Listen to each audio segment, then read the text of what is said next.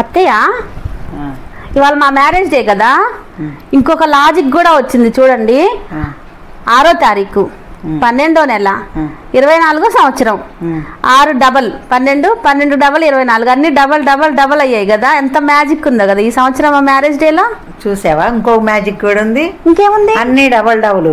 అవును, 35 ఉన్నావు అప్పుడు, ఇప్పుడు 75 అయ్యావు. ఒక్క మాటతో లేచి నా పరువు మొత్తం మీరు తీసేస్తారు. ఎవ్వరు అవసరం లేదు, బయట వాళ్ళు మీరు ఒక్కరు చాలు. కొంచెం సేపు కూడా ఆనందపడినీరే మా మ్యారేజ్ డే అని. ఏం చేస్తున్నారు అత్తయ్య? ఏందా చెల్లింది? అది పడి కింద పడి పగిలింది అత్తయ్య.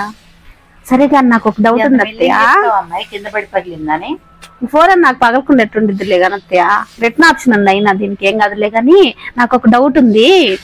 మీ అబ్బాయి నన్ను పెళ్లి చేసుకొని తీసుకొచ్చాడు కదా, నన్ను చూసినప్పుడు మీకు ఏమనిపించింది? దీన్ని రిటర్న్ కూడా తీసుకోడంట అమ్మా. ఏం చేయాలి? ఇక తప్పదుగా. నా గురించి చెప్పిందా డబ్బా గురించి చెప్పిందా? నువ్వు ఫీల్ అవ్వకు, నీ గురించి చెప్పలే, డబ్బా గురించే చెప్పా.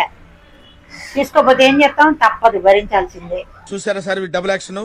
అమ్మ అత్తయ్య హాల్లోనే ఉందిగా, మళ్ళీ చీరలు చూస్తుంది అనుకో ఏడ్చిద్ది. కానీ ఇదేమో రేట్ ఎక్కువ చీర, ఇది నేను ఉంచుకుంటా. ఇదేమో రేట్ తక్కువ చీర, ఇది అత్తయ్యకి ఇస్తా. కానీ ఆ ఎట్టాగో నేను ఎప్పుడు ఏది ఇస్తే అది వద్దనిద్ది కదా, ఈసారి రేట్ ఎక్కువ చీర ఏమో చేతిలో పెడతా, అప్పుడు వద్దనిద్ది, నేనే తీసుకోవచ్చు. మంచి ఐడియా. వెళ్దాం అత్తయ్య దగ్గరికి.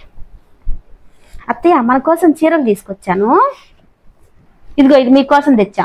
చాలా బాగుంటుంది, మీకు ఈ కలర్ అని మీకోసం తెచ్చా.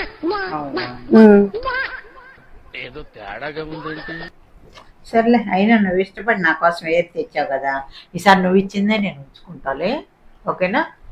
మళ్ళీ నువ్వు తెచ్చింది నీకు ఇస్తే బాగుండదుగా, అది నీకు అనుకున్నావు కదా, నువ్వే ఉంచుకో.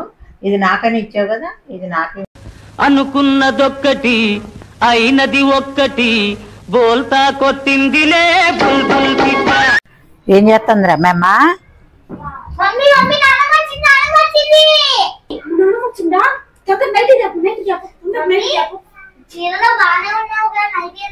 నానే ఉన్నావు కాదు, పెళ్ళప్పుడు నాన్న ఏం చెప్పింది? నువ్వు చీర కట్టుకోవద్దు అప్పటి నుంచి అని చెప్పింది. ఆగు, నేనేం చెప్పాను, నువ్వేం చేస్తున్నావు? అంటే మీరు సడన్ గా ఇలా వస్తారని తెలియదు కదా. అంటే నేను లేనప్పుడల్లా చీర కడుతున్నావు, మరి కట్టుకోవాలి. అందుకని వాడు నా మాట వినట్లేదు. నేను పెళ్ళప్పుడు చెప్పా, అమ్మాయి నువ్వు చీర కట్టుకోబాకు, వాడు నీ కొంగు పట్టుకుంటాడమ్మా, వద్దు అని. నువ్వు వెళ్ళా నా మాట, అందుకే నా మాట వాడినట్లా. చూసావా మేమ చీర కట్టుకుంది?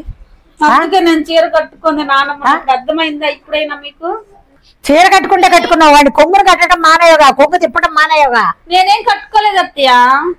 కట్టుకోబడి తిప్పుతా ఉంటావు కదా, నిలబడి పతిది తిప్పుతా ఉంటే ఏ మాట అయినా అడిగి వస్తాడు నీ మాట, నా మాట అడిగినట్టుగా.